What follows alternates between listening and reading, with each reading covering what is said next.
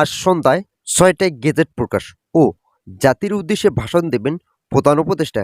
১৩ গ্রেডে পাশ হলো নবম জাতীয় পে স্কেল। এছাড়াও ৪টি সুখবর দিলেন ডক্টর ইউনূস। এ বিষয়ে বিস্তারিত আলোচনা করার শুরুতে এখন পর্যন্ত যারা আমাদের এই চ্যানেলটি সাবস্ক্রাইব করেনি তারা অবশ্যই আমাদের এই চ্যানেলটি সাবস্ক্রাইব করুন এবং ভিডিওটিতে একটি লাইক করে ভিডিওটি কন্টিনিউ করুন। অবশেষে আজ সন্ধ্যার মধ্যেই গেজেট প্রকাশের নতুন সিদ্ধান্ত গ্রহণ করা হলো।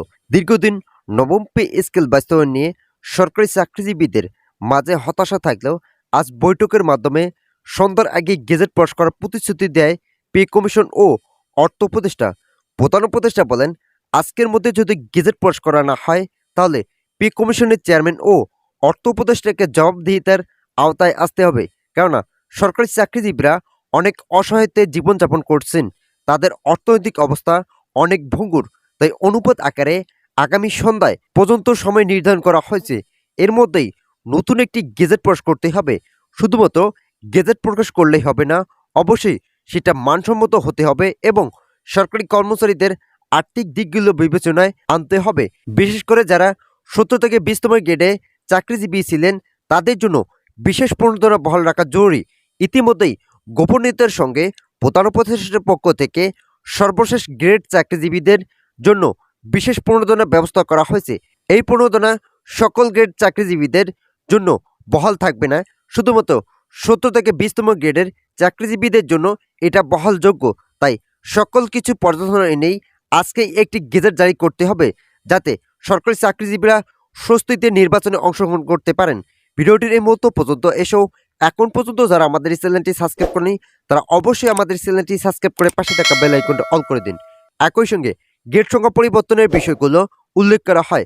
২০১৫ সালে অষ্টম বেতন স্কেল গ্রেড সংখ্যা ছিল ২০টি, কিন্তু এখন সরাসরি সর্বশেষ ৬০টি গ্রেড বাতিল করে ১৩টি গ্রেড রাখা হয়েছে। এই সিদ্ধান্ত নেওয়ার ফলে সরকারি চাকরিজীবীদের বৈষম্যতা অনেকাংশ কমে আসবে। প্রধান উপদেষ্টা স্পষ্ট ভাষায় বলেন, এই গেজেট শুধুমাত্র সরকারি চাকরিজীবীদের অর্থনৈতিক শক্তি সমৃদ্ধি করবে না, এটা থাকবে দেশের অর্থনৈতিক উন্নয়নের অন্যতম মাপকাঠি।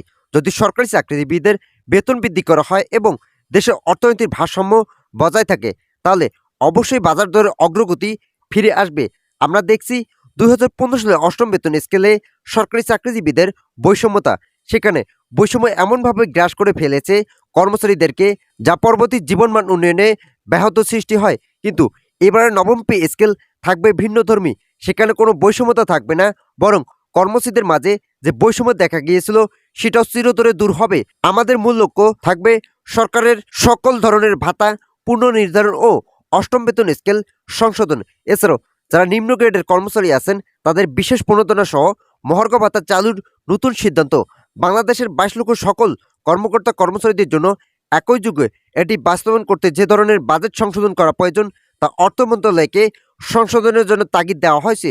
ভিডিওটির এই মুহূর্ত পর্যন্ত এসেও এখন পর্যন্ত যারা আমাদের এই চ্যানেলটি সাবস্ক্রাইব করেনি তারা অবশ্যই আমাদের চ্যানেলটি সাবস্ক্রাইব করে পাশে থাকা বেল আইকনটা অন করে দিন। ইতিমধ্যে প্রধান উপদেষ্টা একটি সুখবর দিয়েছেন, সরকারি চাকরিজীবীদের বেতন বৃদ্ধি করা হলে কর্মকর্তা ও কর্মচারীদের জন্য গ্রেড সংখ্যা পরিবর্তন করে ১৩টি রাখা হবে। এছাড়াও পূর্বের বন্ধ করে দেওয়া সিলেকশন গ্রেড ও টাইম স্কেল পুনরায় চালু করার নতুন সিদ্ধান্ত নিয়েছে পে কমিশন।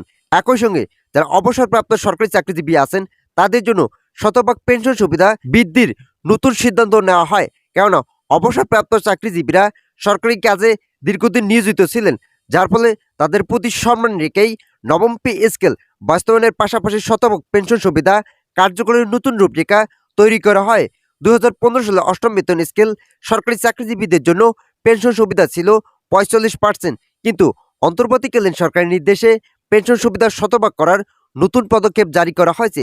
এতে করে যারা চাকরি থেকে অবসরে গেছেন তারা অর্থনৈতিকভাবে স্বাবলম্বী হবেন। যারা নিম্ন গ্রেডের কর্মচারী আছেন তাদের যদি ৪৫% পেনশন সুবিধা দেওয়া হয় এতে করে খুব একটা উপকৃত হবেন না। তাই শতভাগ পেনশন সুবিধা হলে অর্থনৈতিক সমৃদ্ধি বৃদ্ধি পাবে। তো আজকের এই ভিডিওটি এ পর্যন্ত। আশা করি ভিডিওটি থেকে অনেকে উপকার পেয়েছেন। যদি উপকার পেয়ে থাকেন তাহলে অবশ্যই আমাদের চ্যানেলটি সাবস্ক্রাইব করে পাশে থাকা বেল আইকনটি অন করে দিন।